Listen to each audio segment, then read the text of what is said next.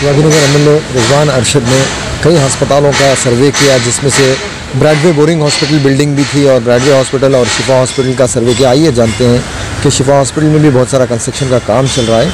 तो सर, अभी आपने 2-3 हॉस्पिटल को सर्वे किया है और ब्रॉडवे की हॉस्पिटल में भी आपने सर्वे किया, कब तक वो ओपन हो सकती है? देखिए, ब्रॉडवे हॉस्पिटल का काम पिछले 3 महीने से चल रहा है। इस हल्के का एमएलए बना पहला मैंने जो फैसला लिया कि वो ब्रॉडवे की जो हॉस्पिटल है इसको एक सुपर स्पेशलिटी कार्डियोलॉजी हॉस्पिटल बनाना चाहिए।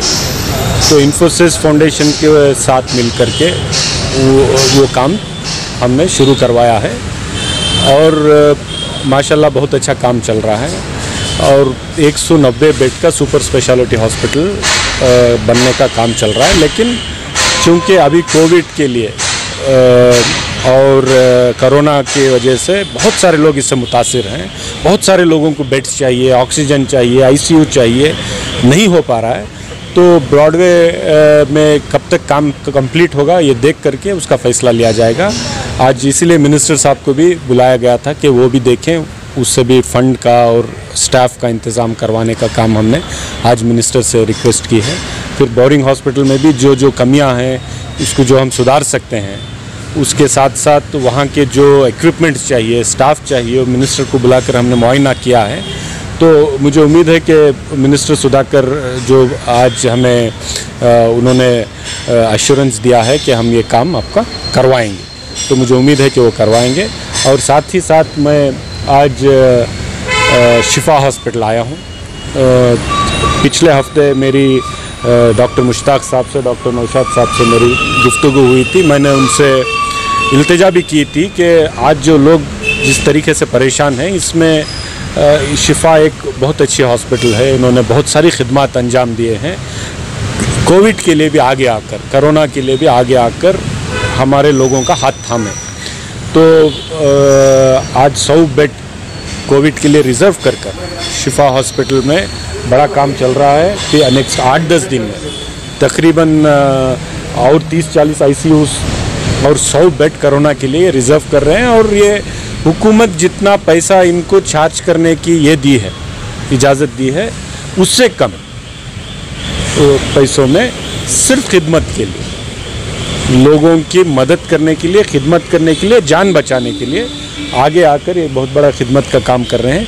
ये अगले 8 दिन बाद इसको हम शुरू करवाएंगे इधर, उस टाइम पर आपको मैं तफसील से बात करूँगा। इलाज कोविड पेशेंट्स मौजूद हैं ना इस अस्पताल में? बिल्कुल, 26 पेशेंट अभी भी ज़ेर इलाज हैं, 8 सस्पेक्ट पेशेंट भी हैं।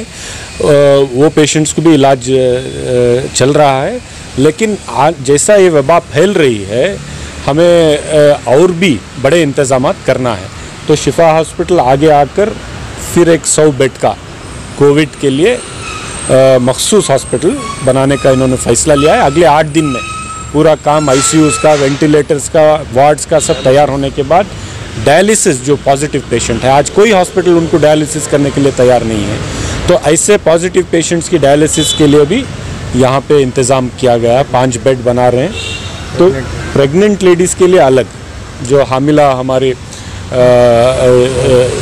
ये हैं, उनके लिए भी एक अलग से इंतज़ाम किया गया है। मुझे बहुत खुशी हुई, मैं यहाँ आकर बहुत मुतासिर हुआ कि इतना बेहतरीन तरीके से, इतने अच्छे अंदाज में, सिस्टमेटिक तरीके से जो शिफा हॉस्पिटल के ज़िम्मेदारों ने, डॉक्टर मुश्ताक साहब ने, डॉक्टर नौशाद साहब ने और सब लोगों ने यहाँ के बहुत अच्छा काम किया है। अगले 8 दिन बाद यहाँ पे एक अच्छा इस पर सबको बुला करके ये काम हम शुरू करवाएंगे। हमारी ये कोशिश है कि शिवाजी नगर हल्के और आसपास में, अतराफ़ और अतनाफ़ में जितने लोगों को हम मदद कर सकें, हुकूमत की तरफ से, गवर्नमेंट हॉस्पिटल की तरफ से, प्राइवेट हॉस्पिटल की तरफ से, और चैरिटेबल जो लोग खिदमत के लिए हॉस्पिटल्स बनाए हैं, खिदमत के लिए लोगों की मदद कर रहे हैं, जैसे कि शिफा है, ऐसे जो इदारे मदद कर रहे हैं, इन सब के साथ मिल कर के आज हम ज़रूरी है कि लोगों को हम इस बीमारी से बचा लें, उनकी सेहत का ख्याल रखें, उनकी ज़िंदगियों को थोड़ा हम आसान करें, ये काम हम कोशिश कर रहे हैं। नाज़रीन, ये थे हल्के शिवाजी नगर के सरकारी और गैर सरकारी अस्पतालों का मुआयना, जिस तरीके से रिजवान अरशद शिवाजीनगर एमएलए सेहत को लेकर, लोगों की सेहत को लेकर जो फ़िक्रमंद होकर अस्पतालों का मुआयना कर रहे हैं, वहाँ पर जो डेवलपमेंट्स की ज़रूरत है उसको सरकार के सामने रख रहे हैं, जिस तरीके से हो सके सेहत के ताल्लुक़ से अस्पतालों के लिए डेवलपमेंट की जो कोशिश कर रहे हैं इस वक्त ख़ास तौर से बहुत ही काबिल क़दर बात है। इसी तरीके से दूसरे कॉन्स्टिट्यूंसी के एमएलएस को भी चाहिए, दूसरे कॉन्स्टिट्यूंसी के लीडर्स को भी चाहिए कि वो इस वक्त सेहत के मामले में यानी मेडिकल के ताल्लुक़ से फ़िक्रमंद हों और अपने इलाक़े को बचाने की कोशिश करें। और उम्मीद है कि इस तरह दूसरे भी कॉन्स्टिट्यूंसी के एमएलएस हों, लीडर्स हों, आगे बढ़ कर के काम करेंगे। अगर इसी तरह का काम चलता रहा तो मुमकिन है बहुत जल्द से जल्द हल्का शिवाजीनगर एक सेहत के लिए मिसाल बनेगा और दूसरे भी इलाके शहर बेंगलुरु के इस तरह एक्टिव होकर के अगर काम करेंगे तो बहुत जल्द हम इस कोरोना वायरस की वबा से भी निजात पालेंगे और लोगों की सेहत महफूज भी कर सकेंगे। आप सेफ रहें, घर पर रहें, इस बात के साथ हम आपसे विदा लेते हैं। उम्मीद है आप सेहतयाब होंगे, दूसरों की सेहत की फिक्र करें और आपकी आवाज़ के साथ में बने रहने के लिए धन्यवाद।